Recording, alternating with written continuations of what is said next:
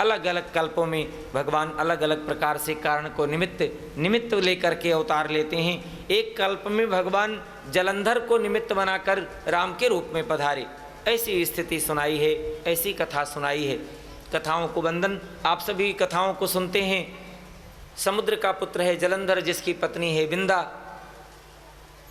जलंधर जब बड़ा हुआ, देवताओं ने कहा है तुम्हारे पिता समुद्र की सारी संपत्ति देवता उठा ले गए। किसी को मालूम चले मेरे बाप की संपत्ति कोई छीन लिया, लड़ाई तो कर लेगा। जलंधर बोला मैं लड़ाई करूंगा देवताओं से। अरे देवताओं से नहीं जीत पाओगे, कब जीतोगे? देवताओं को जीतना आसान नहीं, देवों के देव महादेव बैठे हैं, उनसे बल मिलता है। पहले मैं महादेव को जीत लेता हूं। अरे महादेव को जीतना इतना आसान नहीं, क्यों? नारायण की उपासना करते हैं। आज दोनों पति पत्नी ने निश्चय कर लिया है, बिंदा नारायण की उपासना करती है मुझे बल मिल जाए, और जलंधर शिव की उपासना करता मुझे बल मिल जाए। और इन दोनों बलों को लेकर क्या करना है? शिव जी को हराना है, देवताओं से अपनी संपत्ति वापस लाना है। लेकिन जब शिव जी से लड़ाई होने लगी, शिव जी से बल लिया है, नारायण से शिव बल प्राप्त कर लिया है, लड़ाई होने लगी, कई वर्षों तक लड़ाई चलती है, कथा आती है। देवताओं ने कहा शिव जी को जलंधर कहीं हरा ना दे। माँ पार्वती ने भी नारायण जी से प्रार्थना किया है। भगवान नारायण बिंदा की तपस्या, पूजा, व्रत, उपासना से प्रसन्न हुए, बिंदा के पास पधारे। आज भक्तिमती बिंदा से पूछा है, देवी मेरी उपासना करती है? हाँ भगवान करती हूँ। क्या चाहिए? मेरे पति जलंधर को बल मिल जाए। अच्छा तेरे पति जलंधर को बल मिले, लेकिन उस बल से तू करना क्या चाहती है? मुझे ये नहीं मालूम, बस मेरे पति जलंधर को बल मिल जाए। ध्यान रखना, यदि आपको मालूम नहीं कि उस बल को कहाँ खर्च करना है, तो भगवान आपकी तपस्या से प्रसन्न होंगे, आएंगे, लेकिन तपस्या का परिणाम बल जो मिलना है, जो आपको चाहिए, वो नहीं देंगे। भगवान जानते हैं तुम्हारा किस में फायदा है, संसार के माता पिता जानते हैं बालक का किस में फायदा है, वही देंगे। भगवान को मालूम है नहीं दूंगा तुम्हें। क्यों? मुझे मेरा बल चाहिए तपस्या का, मेरे पति जलंधर को चाहिए। और जब ये बात कही है, अच्छा नहीं लगा बिंदा को। नहीं भगवान मैं तो तपस्या करूंगी, मुझे बल चाहिए। अच्छा जलंधर उस बल को लेकर क्या करेगा? मुझे नहीं मालूम। जलंधर उस बल को लेकर अत्याचार करेगा। तू अकेले अपने पातिव्रत धर्म का पालन करेगी और जलंधर इतना अत्याचार करेगा, आज के बाद कोई पातिव्रत धर्म का पालन नहीं कर पाएगा। भगवान चाहते हैं एक के धर्म पालन करने से प्रसन्न नहीं, जब पूरी सृष्टि पूरी समाज धर्म का पालन करे। और खुले शब्दों में निवेदन कर दूं, शरीर में कोई एक अंग सड़ जाए, एक उंगली सड़ जाए, एक हाथ सड़ जाए, डॉक्टर कह दे उंगली हाथ काटना पड़ेगा, नहीं मर जाओगे, आप कह दोगे डॉक्टर साहब इसे जल्दी काट दो, मैं जिंदा रहना चाहता हूं। भला क्यों? मरना नहीं चाहता। भगवान जानते हैं यदि जलंधर रूपी बिंदा के धर्म रूपी पैकिंग में सड़ गया है, तो वैसे जलंधर को मारकर बिंदा के पातिव्रत धर्म को नष्ट करना ही अच्छा है, उस पूजा को लेना अच्छा नहीं, क्योंकि समाज में सड़न पैदा होगी और फिर समाज को बचाना मुश्किल होगा। भगवान जलंधर का रूप बनाकर बिंदा के पास जाते हैं। माफ करना, धर्म ग्रंथों में ये नहीं लिखा भगवान कहीं किसी का धर्म नष्ट नहीं करते हैं, केवल और केवल बल देना बंद करते हैं। जलंधर की मृत्यु होती है शिव जी के हाथों, और जब जलंधर की मृत्यु हुई तो जलंधर मरा हुआ बिंदा के सामने गिरता है। जब मरा हुआ जलंधर बिंदा के सामने गिरता है, भगवान नारायण जलंधर के रूप में पहले से खड़े हैं। बिंदा ने कहा दो जलंधर। भगवान ने रूप बदल लिया, मैं जलंधर नहीं मैं नारायण हूं, मैं देखना चाहता था तुम उपासना मेरी करती है लेकिन चाहती जलंधर को है, बहुत गलत। उपासना गोपियों की तरह होनी चाहिए। अपने पति में भी कृष्ण का दर्शन किया है, अपने दरवाजे पर बंधी हुई गऊ में भी कृष्ण का दर्शन किया है। गऊ के लिए घास लेने जाएं तो घास में कृष्ण का दर्शन करती हैं। कृष्ण थोड़ी देर निकल जाए इस घास में से, इतनी दिव्य दृष्टि हो जाती है, तब साधना प्रारंभ होती है और उस साधना का परिणाम परमात्मा बनता है। और यदि केवल और केवल उल्टी साधना हो जाए, भगवान में जलंधर को देखने लग जाए, बिंदा का वास्तव में व्रत तो ठीक है, लेकिन व्रत का परिणाम ठीक नहीं, भगवान देंगे नहीं। भगवान शिव जी के द्वारा जलंधर को मार देते हैं, नारायण का रूप लेकर जाना चाहते हैं। बिंदा ने कहा भगवान मैंने तपस्या किया है। भगवान कहते हैं बिल्कुल किया है। भगवान जी ने कहा बिंदा तूने तपस्या किया है, तो बिंदा कहती है तो मेरी तपस्या का परिणाम ये, मेरे किसी भी प्रश्नों का उत्तर नहीं दिया है, और उत्तर तो कोई पत्थर नहीं देता है, आप पत्थर बन जाएं। भगवान कहते हैं मेरी सृष्टि मेरे भक्त की और मेरे संपूर्ण जनों की रक्षा हो, मुझे पत्थर बनना भी मंजूर है, लेकिन तेरी बुद्धि तो जड़ है, तू जड़ बन जा। भगवान शालिग्राम के रूप में है और वो बिंदा तुलसी के रूप में है। भगवान को समर्पण होती है, भगवान को समर्पण होती है। जलंधर जब मरने लगा तो बिंदा से कहता है तू बात किससे करती है? बिंदा ने कहा नारायण से। जलंधर ने कहा नारायण आपने मेरे साथ छल किया, मुझे धोखा दिया है, मेरे अनुपस्थिति में मेरी धर्म पत्नी से वार्तालाप किया है। मैं चाहता हूँ अगला जन्म मुझे मिले और मैं आपकी अनुपस्थिति में आपकी पत्नी से वार्तालाप करूँ। तहाँ जलंधर रावण भयऊ, वो जलंधर रावण बनता है और राम की अनुपस्थिति में माँ सीता को तो नहीं, लेकिन सीता की परछाई का हरण करके और तब राम जी के रूप में पधार कर उस जलंधर की मांग को भगवान पूरा करते हैं। भगवान सब जानते हैं, सबकी मांग पूरा करते हैं, और जलंधर की अंतिम मांग है, उसी मांग पर प्राणांत होता है, भगवान उसे पूरा कर देते हैं। दूसरे जन्म का कारण जलंधर बताया है। बोले श्री सीताराम जी भगवान की जय। सभी लोग बोले हनुमंत लाल की जय। तीसरा कारण भगवान शिव जी पार्वती माँ को सुना रहे हैं। शिव जी ने कहा देवी एक और कारण है। बोले क्या? बोले आपके गुरुदेव ने भगवान को श्राप दिया है। पार्वती माँ ने कहा मेरे गुरुदेव ने श्राप दिया? बोले हाँ। तो पार्वती माँ ने कहा नारायण ने जरूर कोई गलती करी होगी। शिव जी ने कहा वाह रे देवी, भगवान की गलती हो सकती है, आपके अपने गुरु की नहीं। माँ ने कहा मेरे गुरु में इतनी निष्ठा है, मेरे गुरु जी गलत नहीं कर सकते। तो भगवान शिव जी ने कथा सुनाई है। एक बार नारद जी ने श्राप दिया है, लेकिन कारण क्या है? नारद जी भगवान की भक्ति करते हैं, भक्त हैं, लेकिन थोड़ा सा मार्ग से विचलित हुए। भगवान ने नारद जी को विचलित नहीं होने दिया है। मार्ग पर लाने के लिए नारद जी के साथ थोड़ा सा लीलाओं को कर दिया है, और उन लीलाओं को करने के लिए भगवान ने विश्व मोहिनी का रूप लक्ष्मी जी धारण करती हैं। भगवान राजकुमार बन के आते हैं, जयमाला डालकर भगवान लेकर चले जाते हैं। विवाह नारद जी करना चाहते थे, नारद जी को क्रोध आया है, और उसी क्रोध में भगवान को श्राप दे डालते हैं। आज मैं बिना पत्नी के दुखी हूँ, आप भी बिना पत्नी के दुखी हो जाएं। भगवान ने अंजलि बांधी, सिर पर रख लिया, नारद जी तुम प्रसन्न रहो, मैं बिना पत्नी के दुखी रहूँगा, फिर भी अच्छा रहेगा। और उसी समय विश्व मोहिनी लक्ष्मी का रूप धारण कर लेती हैं। नारद जी ने कहा भगवान आपने मुझे क्यों छला? बोले मैंने इसलिए आपको छला है, आपको बीमारी हो गई थी और मेरा भक्त रोगी रहे तो मुझे सुख नहीं मिलता। आपको स्वस्थ करने के लिए भगवान इतना भी तो अच्छा नहीं होता, मुझे स्वस्थ करने के लिए आपने एक अवतार ले करके लीलाओं को करने के लिए इतनी बड़ी बीमारी ले ली।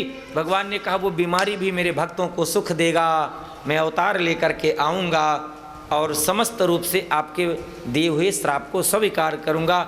और नारद जी के श्राप को स्वीकार करके राम जी राम के रूप में पधारे हैं, और माँ जानकी जी के विरह में व्यथित होकर दुखी रहते हैं। देव ऋषि नारद जी राम जी का दर्शन करके और अपने दिए हुए श्राप पर पश्चाताप करते हैं। ऐसी कथा सुनाई है। और चौथा कारण बताया है स्वयंभू मन अरु सतरूपा जिनते भय नर अनुपा दंपति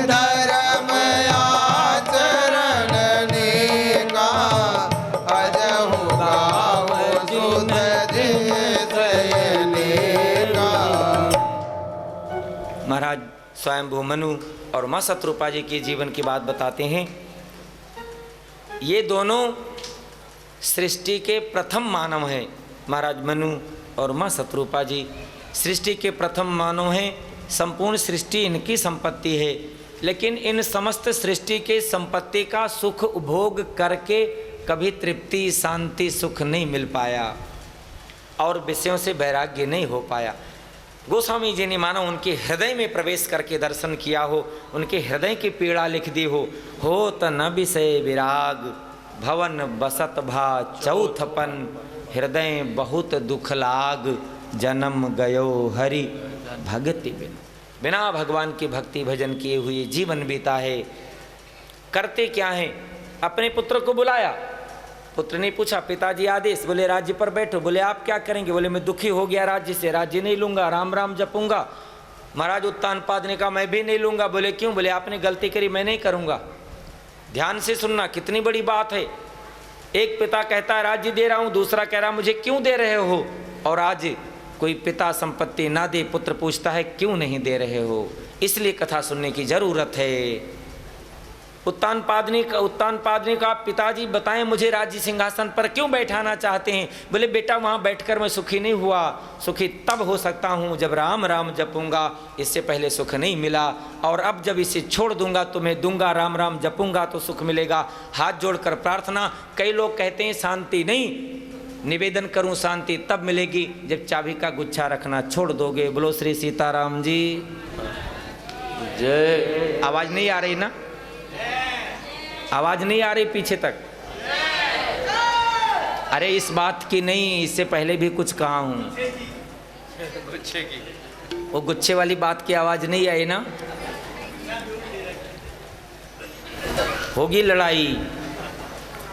उत्तानपाद ने कहा है महाराज आज जिस संपत्ति से आप दुखी हैं राज नहीं लूंगा मैं। गोस्वामी जी से पूछा गया क्या करोगे? गोस्वामी जी ने सूत्र दे दिया है, बरबस राज सुतहि नृप दीन्हा, जबरदस्ती पकड़ा और बैठाया। तू भी गृहस्थ में रह, इस दुख को जान, और इस दुख के जानने के बाद जब जाएगा तो भगवान से प्रेम करेगा। और यदि बिना इसको जाने हुए जाएगा तो कहीं खतरे की घंटी बज सकती है। बोलो श्री सीताराम जी भगवान की जय। महाराज मनु माँ शत्रुपा नैमिषारण्य तीर्थ में जाकर तपस्या करते हैं। बहुत कुछ ना कहूँ, संक्षिप्त में निवेदन करूं। भगवान जी ब्रह्मा विष्णु शिव के रूप में आए, नहीं मांगते हैं, शब्द सुनाई पड़ा, अच्छा लगा कानों को, स्वस्थ हो गए और बोले इससे अच्छा लगा है अब मैं कुछ मांग लूंगा। बोले मांगो। बोले ऐसे नहीं, पहली मांग तो ये है मांगने वाले रूप में आ जाओ। बोले कौन से? बोले नील सरोरहु नीलमणि, नील नील धर श्याम, लाजहि तन शोभा, निरखि कोटि कोटि सत्य काम। माँ जानकी जी के सहित प्रभु राम जी पधारे, बंदन पूजन किया है। अब मेरे राम जी ने कहा अब मांगो। महाराज मनु ने कहा मांग लूं। बोले मांगो ना। बोले मांग लूं। बोले मांगो ना। बोले भगवान ऐसी वस्तु मांगता हूं जरा संकोच लगता है। बोले क्या? बोले चलो आपको संकोच से निवृत्त कर देता हूं और मांग लेता हूं। बोले बोलो। बोले चाहिए तुम ही समान सुत। भगवान जी बोल पड़े, मुझे संकोच से निवृत्त किया है कि मुझे इतने से इतने में बांध दिया है, मेरे जैसा कौन होगा? आप सरी से कहाँ खोज जाए, आप सरी से कहाँ खोज हो जाए, नृपता वतन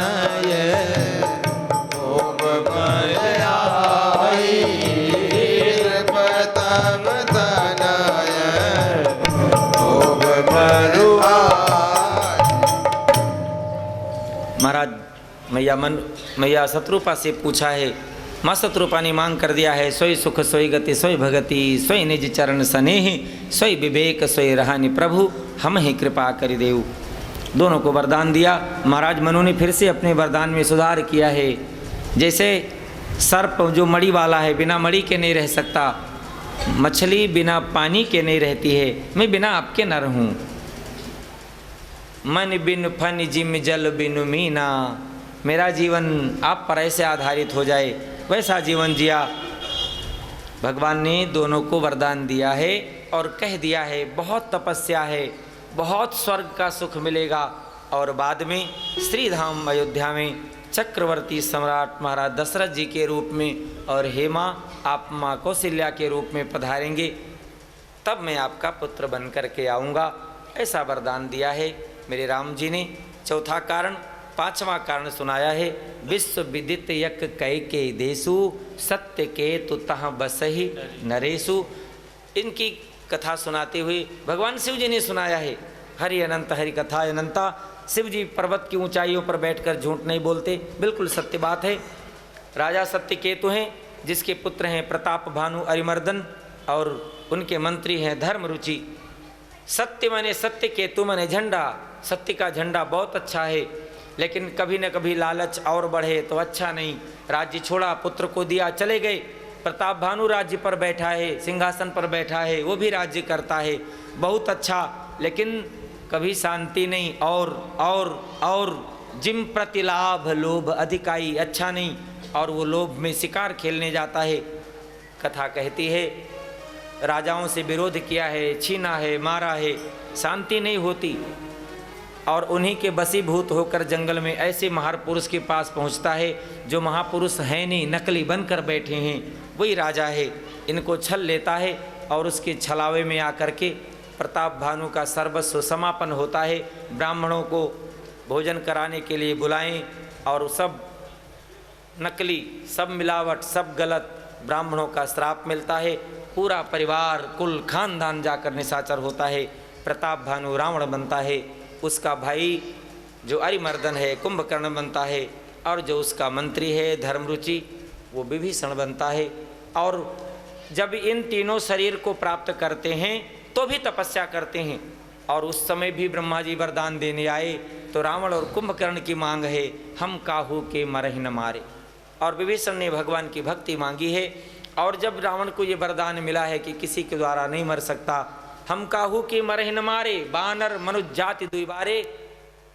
अब तो महाराज व्यवस्था करता है कहाँ रहना है। समुद्र के बीच में त्रिकूट नाम का पर्वत है, सोने की लंका विश्वकर्मा ने बना के दी है। और मैं नाम के दानों ने मंदोदरी को लाकर विवाह कर दिया है। सबसे पहले कुबेर पर आक्रमण करके पुष्पक विमान जीत कर लाया है, और धीरे धीरे इतना परिवार बढ़ाया है। एक बार सब परिवार को बुला करके बैठाया है और दूसरे की कमजोरी ढूंढता है। अच्छाई कहीं से ले लो, अच्छाई कहीं से ले लो। रावण ने पूरे परिवार को बैठाया और विचार करता है देवताओं को कमजोर करना है तो क्या करें। अब उसे मालूम चला है देवताओं को बल मिलता है धर्म से, सत्य से, तपस्या से, दान से, ब्राह्मण को भोजन कराने से, संत की सेवा करने से, पितरों का तर्पण करने से, जलदान देने से, अग्नि में यज्ञ करने से। इन सब से क्या होता है, देवताओं का बल बढ़ता है। तो रावण ने कहा एक काम करो। बोले क्या? बोले इतने काम बंद करा दो, जप जोग विरागा तप मख भागा श्रवण सुनहि 10 सीसा। इतने काम बंद होगा, देवताओं को आहार नहीं मिलेगा, भूखे प्यासे होंगे, मेरे शरण में चले आएंगे। और जब ये स्थिति संसार में हुई है, फिर किसी और को तो नहीं, लेकिन माता पृथ्वी को दुख होता है। माता पृथ्वी ब्रह्मा जी के पास, ब्रह्मा जी समस्त देवताओं को लेकर के भगवान के पास जाएं, लेकिन भगवान शिव जी भी बैठे हैं, कहीं ढूंढने नहीं जाना। भगवान तो हरि व्यापक सर्वत्र समाना, प्रेम ते प्रगट हो ही मैं जाना। और वहीं पर प्रार्थना करते हैं क्या? जय जय सूर नायक जन सुखदायक गणत बाल भगवंता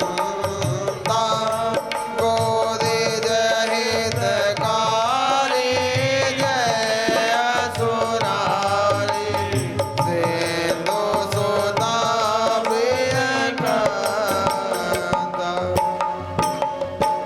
भगवान की बहुत बड़ी स्तुति है, बहुत विशेष स्तुति है। समय अभाव में हाथ जोड़कर प्रार्थना, क्षमा प्रार्थना। स्तुति किया है भगवान ने, ब्रह्मा जी को मानो आदेश दे दिया हो, मैं अवतार लेकर के अंशों सहित आऊँगा और मैं सबकी पीड़ा समझता हूँ। और सत्य बात है, भगवान सब समझते हैं, लेकिन फिर भी अपनी बात कहो, स्तुति के द्वारा, प्रार्थना के द्वारा कहना चाहिए। सब ने कहा है, भगवान ने आदेश दिया है, ब्रह्मा जी ने देवताओं को बता दिया है, इतनी बात कही है। गोस्वामी जी ने 2 लाइन में चक्रवर्ती सम्राट महाराज दशरथ जी की संपूर्ण व्याख्या कर दी है। महाराज अयोध्या के चक्रवर्ती सम्राट हैं, अवधपति रघुकुल मन राऊ, विश्व विदित तेहि दशरथ नाऊ।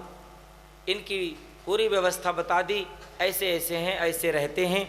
और मानो दुनिया जानती हो, सृष्टि जानता हो, खुद सारी व्यवस्था है, कुछ करने को नहीं। और ऐसे चक्रवर्ती सम्राट महाराज दशरथ जी के यहाँ एक नहीं, दो नहीं, तीन तीन महारानियाँ हैं। और इन तीनों महारानियों के साथ महाराज दशरथ जी रहते हैं। आयु आगे बढ़ी है, उनको लगा मेरे घर में संतान नहीं, लेकिन जीवन में जब भी कोई सुख आया है, जब भी कोई दुख आया है, अपने गुरुदेव से कहा है। एक बार मन में आया मेरे घर में संतान नहीं, किससे कह दूं? और उसी समय गुरुदेव वशिष्ठ के पास चले जाते हैं। गोस्वामी जी ने बड़ी अच्छी बात कही है, एक बार भूपति मन माही हरे गलाने मोरे सुत नाही, गुर गृह गया वो तुरंत महिमाला, चरण लागे कर विनय विशाला, ओ निज दुख सुख सब गुराई सुनायो, कहे वशिष्ठ बहुविध समुझायो, धरहु तीर होई है सुत चारी, त्रिभुवन विदित भगत भयहारी। महाराज वशिष्ठ जी ने महाराज दशरथ जी को समझाया है। महाराज श्रृंगी ऋषि को बुलाकर पुत्र काम यज्ञ कराया है। अग्नि देवता प्रकट होकर के विभूति देते हैं। महाराज दशरथ जी ने तीनों माताओं को विभूति यथायोग्य व्यवस्था के अनुसार दिया है। गोस्वामी जी ने बड़ी अच्छी व्यवस्था का वर्णन किया है। सबको बंधन और उसी का आश्रय लेकर के परमात्मा अपनी वचन को पूरा करते हुए अवतार लेकर के आना चाहते हैं। समस्त देवता भगवान की स्तुति करें, भगवान का वंदन करें, पूरी प्रकृति भगवान की सेवा करे। भगवान के अवतार के समय प्रकृति कितने रूपों में किस किस प्रकार से भगवान की सेवा करती है वो वर्णन नहीं किया जा सकता। फिर भी 5 तत्वों का वर्णन है, पृथ्वी, जल, अग्नि, वायु और आकाश। माता पृथ्वी इतनी सुसज्जित हो जाती हैं, जल इतना निर्मल हो जाता है, वायु शीतल मंद सुगंध हो जाता है, और अग्नि स्वयं प्रत्येक अग्निकुंड में प्रज्वलित होकर प्रसन्न हो जाते हैं, आकाश निर्मल हो जाते हैं। और उसी समय परमात्मा अपनी भक्तों की हेतु अपनी वाणी को पूर्ण करने के लिए चक्रवर्ती सम्राट महाराज अयोध्या नरेश के यहाँ माँ कौशल्याम्बा का आश्रय लेकर के अवतार लें। समस्त देवता प्रार्थना करके गए, और जब समस्त देवता प्रार्थना करके भगवान का चले जाते हैं, उसी समय गोस्वामी जी ने बात बताई है कि भगवान माँ कौशल्या अम्बा के सामने चतुर्भुज के रूप में प्रकट हुए हैं। बोलिए श्री राम जी भगवान की जय। माँ कौशल्या ने भगवान जी का दर्शन किया है, भगवान जी की स्तुति करी है, प्रार्थना किया है। भगवान ने माँ से प्रार्थना किया, आप तो मेरी प्रार्थना करो ठीक है, लेकिन मैं एक बात कह दूं, मैं आपका पुत्र हूँ, आपका बालक हूँ, आपने मुझे आदेश दिया था, पुत्र बनकर बालक बनकर आया हूँ। शायद माँ को लगा 4 भुजा वाला बालक नहीं होता, 2 भुजा वाला बालक होता है, बालक इतना बड़ा नहीं होता, बालक छोटा होता है। भगवान आप ऐसे मेरे पुत्र बनकर आएंगे, आप मेरे किस राम सीता राम सीता राम सीता राम। भगवान राम जी ने माँ से पूछा है, मैं आपसे प्रार्थना करके पूछ लूँ, बताओ मुझे करना क्या है। माँ ने कहा भगवान ये बार बार पूछने का मामला अच्छा नहीं, एक ही बार हाथ जोड़ करके कहते हूँ, संसार में जैसे बालक का जन्म होता है और जो कुछ बालक करता है संसार में आकर जीव जो करता है आप करो। भगवान ने कहा मैं जीव तो नहीं, लेकिन आपका आदेश है, आप भक्ति महारानी हैं, आपके बस में हूँ, मैं स्वतंत्र नहीं हूँ, आप जैसा कहोगे वैसा मैं करूँगा। और उसी समय सुनि बचन सुजाना रोदन ठाना।